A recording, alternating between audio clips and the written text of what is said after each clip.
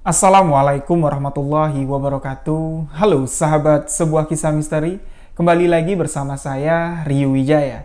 Terima kasih kepada sahabat-sahabat yang telah mendengarkan kisah misteri yang saya ceritakan. Terima kasih juga kepada sahabat-sahabat yang selalu memberikan dukungan, memberikan support agar channel ini dapat berkembang. Untuk sahabat yang baru bergabung, sahabat boleh mengklik tombol subscribe dan jangan lupa aktifkan notifikasi loncengnya agar tidak ketinggalan video-video sebuah kisah misteri selanjutnya.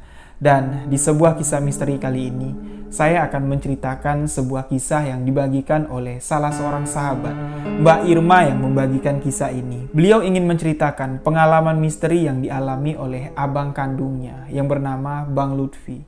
Di awal tahun 2011, Bang Lutfi membeli sebuah rumah yang ada di daerah Bandung dan beliau menempati rumah tersebut. Di rumah itulah Bang Lutfi dan keluarga kerap kali mendapat gangguan dari makhluk-makhluk astral. Bahkan di sini, Bang Lutfi mengatakan, makhluk-makhluk astral itu bukan hanya sekedar mengganggu. Mereka menampakkan diri, mewujudkan diri. Bang Lutfi kerap kali melihat penampakan anak kecil. Anak kecil ya berusia sekitar 8 tahun dengan kepala yang hampir putus dan sosok wanita yang menggunakan pakaian serba hitam. Wanita misterius yang menggunakan pakaian hitam. Setelah beberapa lama beliau tinggal di rumah tersebut, dia baru tahu gangguan-gangguan makhluk astral tersebut bukan berasal dari rumah yang mereka tempati, tapi di sebuah rumah kosong yang berada tepat di samping rumah Bang Lutfi. Memang di samping rumah Bang Lutfi ini ada bangunan tua, bangunan rumah yang cukup besar dan cukup megah, tapi bangunan rumah itu terbengkalai, terlihat sudah puluhan tahun tidak ditempati. Nah, warga setempat menyebut rumah itu dengan nama Rumah Tumbal Pesugihan. Dari Rumah Tumbal Pesugihan itulah asal mula gangguan-gangguan yang dialami oleh keluarga dari Bang Lutfi. Jadi bagaimana kisah dari Rumah Tumbal Pesugihan? Simak hanya di sebuah kisah misteri.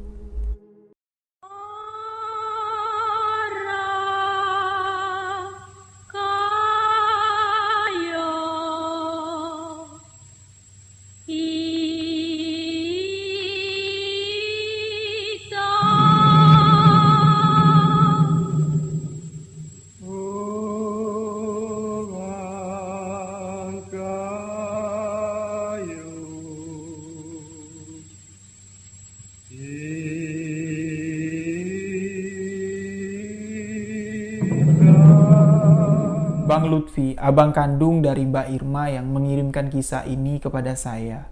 Beliau adalah seorang pengusaha, beliau memiliki konveksi.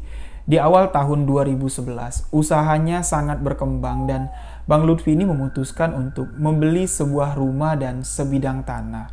Tapi rumah yang dicari Bang Lutfi untuk dibelinya ini bukan rumah yang megah, bukan bangunan ruko juga. Bang Lutfi lebih memilih untuk mencari rumah semi permanen. Nggak apa-apa lah rumahnya semi permanen, yang penting halaman atau luas tanahnya tuh lebar. Karena selain untuk tempat tinggal, Bang Lutfi ini juga ingin membangun sebuah gudang untuk konveksinya. Jadi di awal tahun 2011 itu Bang Lutfi dapatlah rumah yang dicari, rumah yang didambakan oleh Bang Lutfi, rumah semi permanen yang ada di daerah Bandung. Rumah itu memang ya bagian setengah ya, bagian bawahnya itu beton, tapi bagian dinding atasnya itu masih papan. Pekarangan rumah yang cukup luas dan Bang Lutfi pun membeli rumah tersebut. Tapi sebelum rumah ini ditempati, Bang Lutfi memutuskan untuk merenovasinya terlebih dahulu karena rumah itu terlihat ya sudah tua sekali dan sudah lama sekali kelihatannya tidak dihuni. Nah, kebetulan Bang Lutfi ingin membangun gudang. Jadi sekalian lah renovasi rumah sekaligus membangun gudang di bagian belakang halaman rumah tersebut. Jadi proses renovasi rumah, proses pembangunan gudang memakan waktu kurang lebih sekitar 5 bulan pengerjaan. Setelah semuanya sudah selesai, barulah keluarga kecil Bang Lutfi ini menempati rumah tersebut. Bang Lutfi memiliki 2 orang anak. Anak pertamanya perempuan, usianya sudah 12 tahun dan anak kedua dari Bang Lutfi juga perempuan, usianya masih sekitar 8 tahun. Nah, setelah mereka menempati rumah tersebut, gudang yang ada di belakang, gudang konveksi itu juga udah selesai. Karyawan-karyawan Bang Lutfi pun ramai di sana mengerjakan pekerjaan mereka. Tapi di sini, ketika seminggu lah Bang Lutfi menempati rumah itu, dia mulai merasa ada yang aneh. Jadi, rumah yang dibeli Bang Lutfi ini berdampingan atau di sebelahnya itu ada bangunan besar. Rumah kosong lah tepatnya.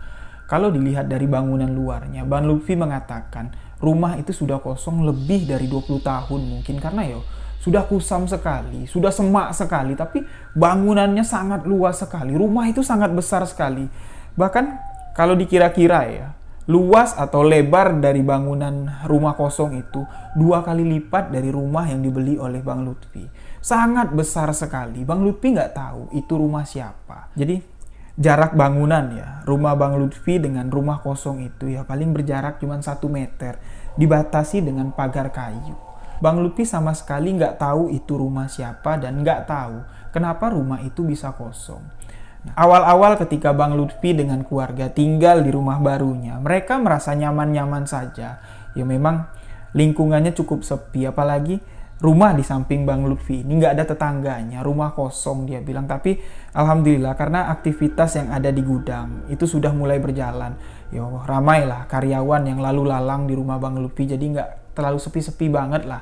Anak-anak Bang Lutfi pun senang karena banyak teman main di gudang. Apa yang diharapkan Bang Lutfi pun berjalan sesuai dengan harapannya.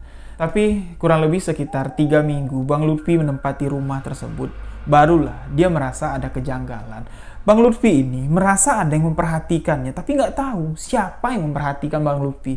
Ketika beliau duduk di teras, dia merasa kalau dari rumah kosong itu seperti ada orang yang memperhatikannya. Tapi ketika dilihat sama Bang Lutfi, di sebelah tuh nggak ada siapa-siapa, apalagi kalau malam. Jadi rumah yang di sebelah, rumah kosong itu bangunannya 2 lantai. Di bagian atasnya itu ada seperti balkon. Nah, di atas balkon itulah Bang Lutfi sering sekali melihat seperti ada bapak-bapak yang sedang duduk sambil ngerokok. Bang Lutfi ini penasaran, masa iya rumah yang besar seperti itu, yang gelap, malam-malam ada yang berani naik ke atas cuma untuk rokokan di teras atas. Bang Lutfi ini penasaran, siapa sih yang berani naik ke rumah itu? Malam-malam, gelap-gelapan cuma sekedar untuk ngerokok. Jadi apa yang Bang Lutfi lihat itu tidak diceritakan kepada istrinya, tidak diceritakan juga kepada karyawan-karyawan yang ada di sana. Takutnya gini, kalau diceritain mereka tuh malah ketakutan nanti, malah berpikir yang enggak-enggak. Di sini Bang Lutfi ini masih berpikir positif. Mungkin aja itu orang gangguan jiwa. Kalau orang waras nggak mungkin lah naik ke rumah yang mau lewat dari depan aja, mau masuk ke dalam rumah itu aja rumputnya sudah tinggi-tinggi sekali. Nggak mungkin lah kalau orang waras naik ke atas cuma untuk sekedar rokokan. Bang Lutfi di sini masih berpikir positif, tapi kejanggalan-kejanggalan, keanehan-keanehan pun semakin kerap dialami oleh keluarga Bang Lutfi. Di minggu kelima, ketika dia menempati rumah tersebut, anak kedua dari Bang Lutfi yang masih berusia sekitar 8 tahun ini demam. Sudah lebih dari seminggu demamnya tuh nggak turun-turun. Sudah dibawa ke dokter tapi nggak sembuh-sembuh. Nah, yang anehnya lagi, ketika siang, keadaan anak Bang Lutfi ini normal. Suhu badannya normal, dia bisa main, tapi kalau sudah mulai malam, badannya mulai panas, dia mulai nangis. Nangis seperti ketakutan lah, seperti ada yang dilihat lah sama dia. Di sini Bang Lutfi sudah mulai curiga. Ada sesuatu yang aneh terjadi di tempat tinggal mereka. Lalu pada suatu hari, sekitar jam 8 malam lah, Bang Lutfi ini tengah makan di meja makan. Di situ ada istri Bang Lutfi. Ada anaknya yang berusia 12 tahun sedang makan. Anaknya yang kecil yang umur 8 tahun itu sedang di kamar sedang tidur. Mereka bertiga makan. Meja makan Bang Lutfi ini menghadap ke tembok. Tembok yang berbatasan dengan rumah kosong itu. Bang Lutfi ini mendengar seperti ada yang mengetok-ngetok. Ada yang memukul-mukul tembok dari luar. Terdengar suara duk-duk-duk-duk. Duk-duk-duk-duk. Karena dindingnya itu masih papan Rumah itu kan semi permanen. Bagian bawahnya setengahnya beton dan bagian dinding itu papan. Jadi kalau papan dipukul itu kan suaranya terdengar sekali. Yang anehnya lagi, anak istri dari Bang Lutfi ini nggak mendengar kalau ada suara ketukan. Tapi Bang Lutfi pun nggak bereaksi. Dia kembali makan lalu terdengar lagi. Suara ketukan itu semakin keras. Duk, duk, duk, duk. Duk, duk, duk, duk. Nah, Bang Lutfi ini memperhatikan istri dan anaknya. Kok mereka sama sekali nggak merespon suara ketukan itu. Di sini dapatlah dipastikan kalau yang mendengar suara ketukan itu cuman Bang Lutfi dan dia pun penasaran. Siapa sih yang mukul-mukul dinding malam-malam gini? Dan dia pun berdiri dari tempat duduknya, berniat untuk memastikan benar nggak Ketukan yang didengar oleh Bang Lutfi ini berasal dari dinding yang dilihatnya, dinding yang ada di hadapannya. Bang Lutfi pun berdiri, berjalan mendekati dinding tersebut. Namun baru 3 langkah yang dilangkahkan oleh Bang Lutfi ini, dia mendengar suara wanita yang tertawa cekikikan. Jelas sekali, Bang Lutfi mendengar ya, seolah-olah ada seorang wanita yang tengah mentertawainya. Lalu Bang Lutfi pun meneruskan langkahnya dan suara ketawa itu semakin terdengar kencang. Lagi-lagi terdengar suara ya, suara yang didengar Bang Lutfi ini seolah-olah ketawa wanita yang mengolok-oloknya. Nah, Bang Lutfi mulai mengolah batinnya. Di dalam hati dia berkata, siapapun kamu yang ada di balik tembok itu, tolong jangan ganggu kami di rumah ini. Untuk apa kamu mukul-mukul dinding itu? Untuk apa kamu ngetawain saya? Jadi kebetulan Bang Lutfi ini memang memiliki sedikit kemampuan kebatinannya. Dia mengerti tentang hal-hal mistis. Jadi di dalam batinnya dia berkata seperti itu, mengajak sosok yang ada di balik dinding itu berdialog. Bang Lutfi ini tahu, di balik dinding itu ada sosok makhluk gaib yang sedang mempermainkannya. Dia terus mengolah batinnya. Di dalam hatinya lagi-lagi dia berkata, siapapun yang ada di balik dinding itu, saya minta, pergi sekarang, jangan ganggu kami. Dan suara cekikikan itu semakin terdengar kuat, terdengar jelas sekali. Dan Bang Lutfi ini agak sedikit emosi. Dia mendekati dinding itu dan menempelkan tangannya di sana untuk merasakan energi yang ada di luar. Dan ternyata memang benar, Bang Lutfi ini merasakan energi yang sangat besar sekali yang berada di luar. Dan spontan di sini, di dalam hati Bang Lutfi langsung membacakan ayat kursi. Di tengah beliau membaca ayat kursi, yang tadinya beliau mendengar suara wanita cekikikan, sekarang suara wanita cekikikan itu berubah menjadi suara geraman, seolah-olah seperti ada yang marah. Bang Lutfi mendengar suara dari balik dinding itu. Semakin kencang beliau membacakan ayat kursi di dalam hatinya, di dalam batinnya.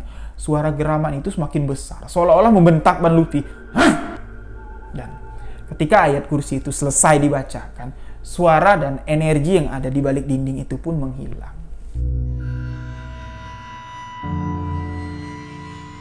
Setelah kejadian malam itulah, Bang Lutfi ini baru tahu rumah tempat tinggal mereka ini diganggu oleh sosok makhluk astral. Dan energi dari makhluk astral itu sangat luar biasa besar sekali, sangat kuat sekali. Lalu anak Bang Lutfi yang demam, yang sudah seminggu demamnya tuh nggak turun-turun, dan demamnya ini aneh. Kalau siang dia baik-baik aja bisa main, tapi kalau malam mulai kumat, panas tinggi, dia mulai menggigil. Nah, Bang Lutfi berpikir kalau demam atau penyakit dari anaknya ini, ya, ini adalah pengaruh energi-energi jahat. Ya, kalau orang bilang ya kesambet lah, keteguran. Jadi Bang Lutfi pun membawa anaknya pergi ke salah satu ustadz. Dan sesampainya di rumah Pak Ustadz, anak Bang Lutfi ini pun ya, diberilah segelas air yang sudah dibacakan ayat-ayat. Disuruh diminum dan diusap, diuraskan ke bagian kepala dan ke bagian badannya. Lalu di sini Bang Lutfi bertanya ke Pak Ustadz, ya, benar nggak Pak, kalau apa yang dialami oleh anak saya ini merupakan gangguan dari makhluk gaib, atau ya mau diganggu lah dengan sosok-sosok gaib. Pak Ustadz pun mengatakan, Allahu a'lam, mudah-mudahan apa yang kamu pikirkan tidak sampai terjadi kepada anak kamu. Yo, kalau kamu bilang seperti itu, yo hampir. Karena energi-energi negatif yang ada di rumah kamu itu sangat besar sekali. Lalu di sini Pak Ustadz menyarankan kepada Bang Lutfi, ya minimal sebulan sekali lah, kalau bisa 2 minggu sekali, rumah kamu itu diadakan pengajian, biar energi-energi negatif yang ada di sana tuh bisa hilang. Lalu Bang Lutfi pun mengatakan, yuk kami kalau setiap hari Jumat Pak, karyawan-karyawan yang ada di gudang ya, karyawan-karyawan yang ada di konveksi saya tuh, kami setiap hari Jumat tuh yasinan, ya sambil arisan lah Bang Lutfi bilang. Tapi saya nggak tahu kenapa energi-energi yang masuk ke rumah saya, yang berasal dari rumah sebelah, rumah kosong yang ada di sebelah rumah saya itu memang sangat luar biasa besar sekali, dan saya pun bisa merasakannya. Nah, jadi Bang Lutfi ini sudah tahu, semakin jelas lah kalau memang ada makhluk gaib, ada makhluk astral yang ingin mengganggu keluarga mereka. Bang Lutfi mulai berantisipasi, Mulai dari luar pagar rumah, ditaburi garam dengan Bang Lutfi, sampai ke ujung gudang konveksi, ditaburin garam semua dengan Bang Lutfi. Konon katanya, makhluk-makhluk gaib atau sosok-sosok makhluk astral, energi-energi jahat tuh nggak bisa masuk kalau sudah ditaburin garam, dan Bang Lutfi pun melakukan hal tersebut. Tapi apa yang dilakukan Bang Lutfi ini sia-sia. Bahkan sekarang gangguan dari makhluk-makhluk astral yang ada di sana tuh semakin menjadi-jadi. Mereka nggak segan-segan menampakkan dirinya. Dan istri dari Bang Lutfi mengatakan kalau dia tuh sering sekali melihat ada sosok wanita yang menggunakan pakaian serba hitam berada di rumah kosong tersebut. Karena kalau pagi-pagi ya istri Bang Lutfi ini nyuci dan ngejemurnya itu pas sekali di belakang rumah mereka itu berbatasan dengan bagian rumah lah dari rumah kosong itu. Jadi kalau dia ngejemur tuh bisa ngelihat ke dalam rumah kosong itu. Memang ya rumahnya serem lah ya. Rumahnya kosong, nggak ada apa-apa, dan tembok-temboknya itu sudah banyak lah ya tumbuh-tumbuhan liar, dan sekelibat dia melihat ada wanita di dalam itu. Wanita yang menggunakan pakaian serba hitam, tapi nggak jelas, wajahnya tuh nggak jelas. Bukan sekali dua kali istri Bang Lutfi ini melihat sosok penampakan itu, tapi sering. Pada suatu hari ketika orang nggak ada di rumah, semuanya pada sibuk di gudang. Jadi jarak rumah Bang Lutfi, tempat mereka tinggal, dengan gudang konveksi itu, ya karena masih di satu pekarangan ya, tapi kurang lebih sekitar adalah 30 meter lah ya, berjalan kaki baru sampai ke gudang itu. Karena halaman rumah yang dibeli Bang Lutfi ini luas sekali. Pada siang itu Bang Lutfi ada di gudang, kedua anaknya juga ada di gudang, istrinya sedang masak. Nah, ketika istrinya sedang masak, jelas sekali dia mendengar di belakangnya ini seperti ada orang ngomong, "Kamu jangan lama-lama di sini. Kamu nggak boleh lama-lama di sini." Ketika dia melihat ke belakang, itu sama sekali nggak ada orang. Dia mencium aroma wangi sekali. Kalau dibilang seperti bau melati bukan, tapi seperti bau kenanga juga bukan, tapi wangi sekali, dan wanginya itu menyengat. Ketika aroma wangi itu tercium oleh istri Bang Lutfi, bulu tengkuknya pun langsung merinding, dan dia langsung meninggalkan dapur, langsung nyusul Bang Lutfi ke gudang. Sesampainya di gudang, dia bilang, "Pak, aku tadi dengar suara orang ngomong." "Ngomong apa?" kata Bang Lutfi kan. "Masa ada yang ngomong gini, kamu jangan lama-lama di sini, kamu tidak boleh tinggal lama-lama di sini." Tapi ketika ibu lihat ke belakang, sama sekali nggak ada orang. "Loh, memang kamu lagi di mana?" Bang Lutfi nanya. "Aku lagi masak, Pak, di dapur." "Mungkin cuma perasaan kamu aja. Ya udah sana masak. Anak-anak lapar nih mau makan." "Nggak mau," kata istri Bang Lutfi. "Aku takut, Pak." Merinding aku. Dan akhirnya siang itu Bang Lutfi pun pulanglah ke rumah untuk menemani istrinya masak. Karena dia bilang takut sekali, dan bahkan aroma wangi yang diciumnya tadi di dapur tuh masih seolah-olah masih tercium lah sama dia. Nah, setelah kejadian itu, istri Bang Lutfi ini sering sekali diganggu oleh makhluk itu. Nggak tahu, wanita itu nggak tahu siapa, tapi bentuknya tuh persis sekali seperti wanita. Pakaiannya tuh serba hitam. Jadi pada suatu hari Bang Lutfi ini ada kerjaan di luar kota. Dia harus meninggalkan istri dan kedua anaknya di rumah. Jadi pada malam itu istri Bang Lutfi ini pun harus tidur sendirian. Dua orang anaknya tidur di kamar yang berbeda. Sebelum dia tidur sekitar jam 10 malam lah, dia sudah patroli lah ya, mengecek semua pintu, lampu semua sudah dimatikan, dan dia mengecek ke kamar anaknya. Dua orang anak perempuannya sudah tertidur pulas. Barulah dia masuk kamar untuk beristirahat. Tapi baru dia mau tertidur, dia mendengar suara handphone, ternyata Bang Lutfi. Dia nanya ya, "Anak-anak udah tidur belum? Jangan lupa, kalau kamu mau tidur, kamu cek semua pintu, kamu matikan lampu." Istri Bang Lutfi bilang, "Yo, barusan aku ngecek anak-anak, pintu, lampu juga sudah aku matikan, nih aku baru mau tidur." "Ya udah tidur," kata Bang Lutfi. Nah, jadi handphone dimatikan, istri Bang Lutfi pun tertidur pada malam itu. Tapi sekitar jam 12 malam, dia terbangun. Dia merasa dadanya ini sangat sesak sekali, nggak bisa bernapas, seolah-olah ada yang menindihnya. Beliau juga nggak bisa bergerak ke kiri ke kanan, dan beliau pun membuka mata. Ketika dia membuka mata, istri dari Bang Lutfi ini sangat terkejut sekali. Di hadapannya, di atas badannya itu, ada seorang wanita yang tengah menindihnya, tengah duduk di atas badannya, dan wajah wanita itu sangat dekat dengan wajah istri dari Bang Lutfi, seolah-olah dan dari mulut wanita itu mengeluarkan lendir yang sangat bau sekali, dan beliau nggak bisa berteriak, beliau nggak bisa bergerak. Nah, kurang lebih sekitar 5 menit lah, dia cuma bisa ya badannya keras menatap ke arah wanita itu ya. Barulah wanita itu tiba-tiba menghilang, barulah dia bisa duduk ya, napasnya ngos-ngosan, dan dia mengucap astagfirullahaladzim, astagfirullahaladzim, astagfirullahaladzim. Ya, dia melihat jam. Jam menunjukkan ya sudah jam 12 lewat. Dia langsung berlari ke kamar anak-anaknya. Takutnya anak-anak mereka mengalami hal yang sama. Tapi alhamdulillah ketika dia masuk ke kamar, melihat anak-anaknya masih tertidur dengan pulas. Nah, besoknya ketika Bang Lutfi ini pulang, istrinya langsung menceritakan semua apa yang dia alami. Dan ketika mendengar cerita itu, Bang Lutfi ini langsung ingat ketika dia sedang di meja makan, mendengar suara ketukan dari balik dinding, ya, dari luar rumah, duk, dan mendengar suara wanita yang cekikikan ketawa. Bang Lutfi berpikir, ini adalah sosok yang sama. Wanita yang mengganggu Bang Lutfi pada malam itu, dan wanita yang menunjukkan dirinya ketika istri Bang Lutfi ini sedang tidur. Nah, setelah kejadian-kejadian, kejanggalan-kejanggalan yang tidak masuk akal ya, di luar akal sehat lah, kerap dialami oleh keluarga Bang Lutfi.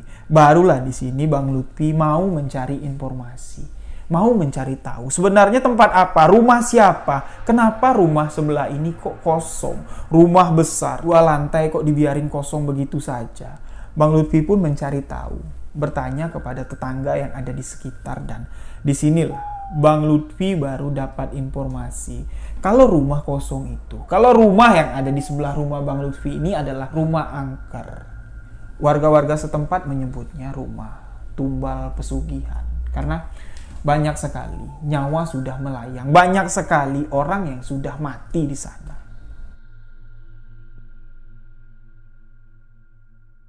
Bang Lutfi bertanya kepada Pak Darso, orang asli kampung situ, menanyakan, "Pak, rumah yang di samping rumah saya itu rumah siapa sih?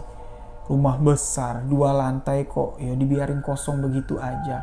Yo, semenjak kapan sih Pak rumah itu kosong?" Nah, di sini Pak Darso menjelaskan semua tentang rumah kosong yang ada di sebelah rumah Bang Lutfi. Dia menceritakan rumah itu memang semenjak dibangun sampai hari ini tuh nggak pernah dihuni. Yo, paling adalah sekali-sekali orang pemilik rumah itu yo seperti menginap semalam lalu keesokan harinya pergi.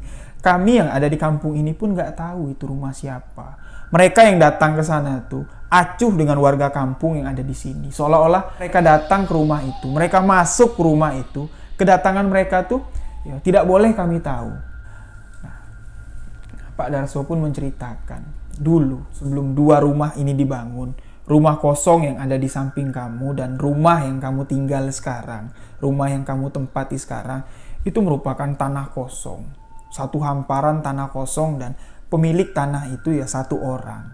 Jadi sekitar tahun 60-an tanah itu masih kosong. Di tahun 80, ya sekitar tahun 80-an lah Pak Darso bilang, sebagian tanah itu dijual. Kami nggak tahu dijual sama siapa, tapi tanah itu sudah dijual. Setelah dijual tanah itu, barulah pemilik tanah itu membangun rumah. Ialah rumah yang kamu beli, rumah yang kamu tempati sekarang. Nah, rumah kosong itu dibangunnya itu sekitar tahun 90-an, baru mulai dibangun, dan pembangunan rumah tersebut banyak sekali menelan korban. Banyak sekali peristiwa-peristiwa yang janggal terjadi ketika pembangunan rumah tersebut. Bahkan ya, saya ya termasuk salah seorang yang dituakan lah di sini. Orang asli kampung sini udah dedengkot lah. Saya itu nggak pernah ketemu dengan orang yang punya rumah itu. Ya palingan kami ngelihat orang tuh datang pakai mobil, ya, turun masuk ke rumah. Kami yang ada di sini tuh nggak pernah, sama sekali nggak pernah ngelihat wajah pemilik rumah ini. Ya, kamu pikir aja deh ya, ketika rumah itu mendirikan pondasi, 1 orang tukang meninggal. Ya.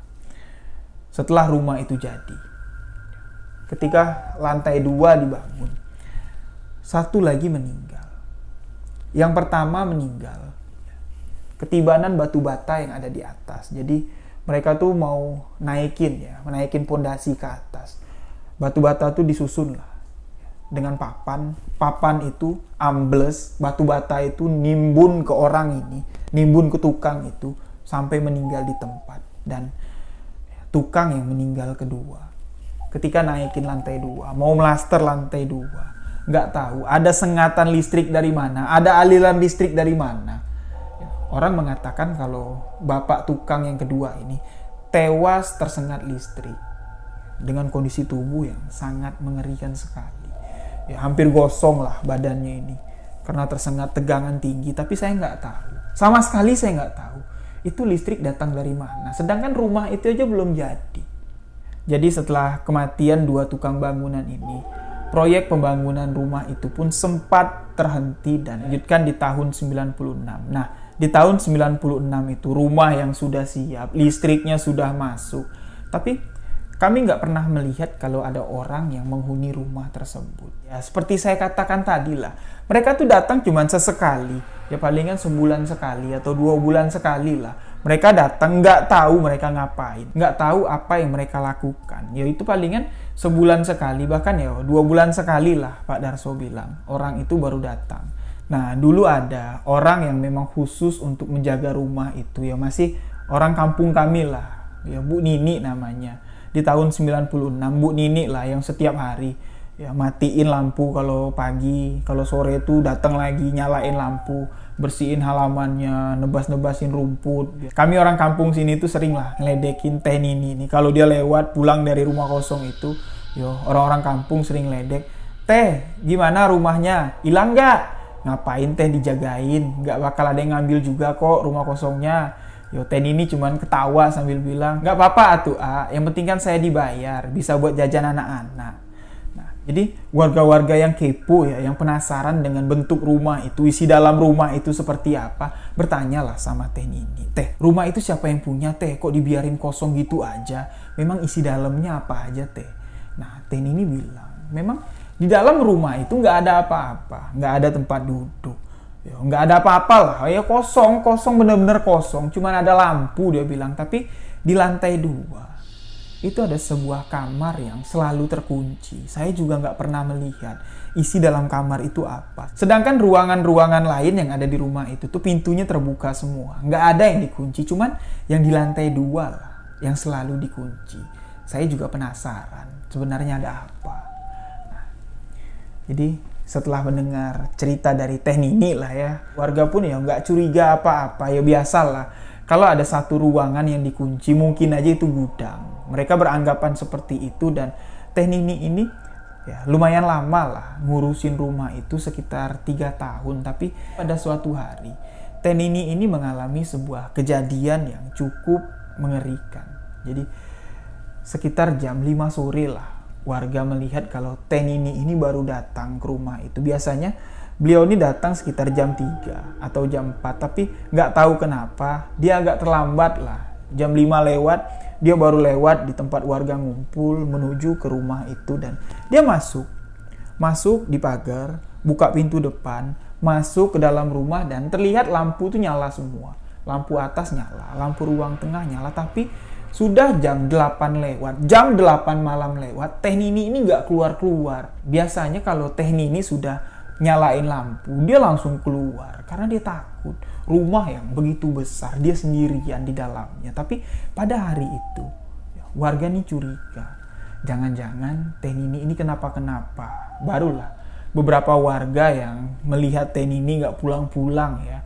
Warga yang nongkrong di pinggir jalan ini. Ya, mereka nyusul ke rumah besar itu dan melihat pintu depan itu terbuka. Nah, dipanggil lah, "Teh, Assalamualaikum, Teh Nini, Teh." Tapi ketika Teh Nini ini dipanggil, sama sekali nggak ada yang nyaut. Malah ya, 2 orang pria yang ada di depan pintu itu melihat sekelibat ada bayangan wanita yang menggunakan pakaian serba hitam. Astagfirullahaladzim. Dia kaget dan dia langsung kejar lah, masuk ke dalam. Takutnya orang ini berniat jahat dengan Teh Nini. Dan ketika warga masuk ke dalam rumah, Teh Nini diketemukan pingsan, tidak sadarkan diri di lantai 2. Tapi kondisi Teh Nini ini nggak lazim. Dia pingsan, tapi bagian mulutnya ya atau bagian pipi itu ngenyot seperti orang stroke dan tangannya juga seperti orang stroke, seperti orang kejang lah. Dan warga pun langsung membawa turun dan langsung dibawa ke rumah Pak RT. Jadi warga yang melihat kejadian ini pun panik sepanik-paniknya. Ini kenapa nih? Teh Nini ini kenapa? Nggak mungkin lah Teh Nini tiba-tiba jatuh stroke, pasti ada apa-apa. Jadi salah seorang warga ya berpikiran seperti ini, ayo kita cek aja yuk, kita cek ke dalam rumah itu, mana tahu ada apa-apa. Tapi setelah mendengar cerita, kalau 2 orang pria yang menemukan Teh Nini pingsan di lantai 2 ketika dia sedang di pintu masuk, memanggil, "Assalamualaikum, Teh Nini." Dia sekelibat melihat ada bayangan wanita yang menggunakan pakaian serba hitam. Warga pun nggak berani masuk ke sana. Jadi melihat kondisi Teh Nini yang sangat menyedihkan sekali. Dia nggak sadarkan diri dengan tangan yang bengkok, dengan pipi dengan mulut yang sudah bengkok seperti ini. Jadi Pak RT bilang, kita coba panggil Pak Ustadz. Mana tahu kalau Teh Nini ini kesambet, keteguran, dan dipanggillah Pak Ustadz. Pak Ustadz mengatakan, apa yang dialami oleh Teh Nini ini memang nggak lazim. Kita tahu lah, Teh Nini ini memang nggak ada gejala stroke, sehat walafiat. Sehari-harinya Teh Nini ini di sawah. Sehari-harinya Teh Nini ini kerja berat. Nggak mungkin lah, gampang terkena stroke tuh nggak mungkin. Dan umur Teh Nini ini juga masih muda. Dan Pak Ustadz merasa kalau ada sesuatu yang aneh. Pak Ustadz merasakan ada energi negatif yang masih menempel di tubuh Teh Nini. Dan Teh Nini pun stroke, nggak bisa berjalan, ngomong aja nggak bisa. Ya seperti itu. Kalau dibawa ke rumah sakit, ya pasti dokter bilang ini adalah stroke. Tapi warga yang ada di sana, 1 orang pun nggak ada yang percaya kalau Teh Nini ini memang kena penyakit stroke.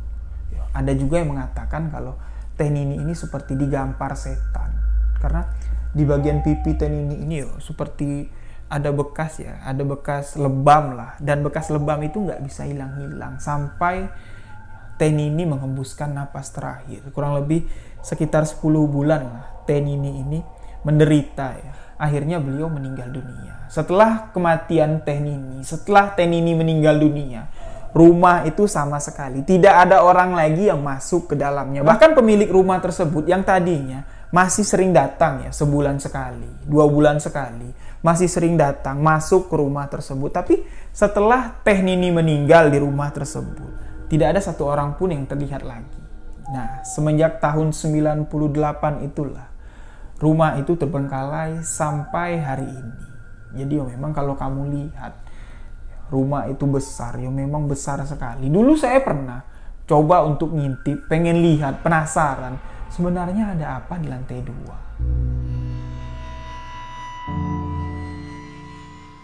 Nah, meninggalnya Teh Nini ini menyimpan tanda tanya untuk kami warga kampung yang ada di sini. Yang pertama, siapa sosok wanita yang menggunakan pakaian serba hitam yang dilihat ketika Teh Nini ini terjatuh? Tiba-tiba Teh Nini stroke. Itu siapa? Datang dari mana? Dan kedua, misteri kamar yang terkunci. Akhirnya dibuka oleh warga. Warga mendobrak kamar tersebut dan ketika pintu itu terbuka, alangkah terkejutnya.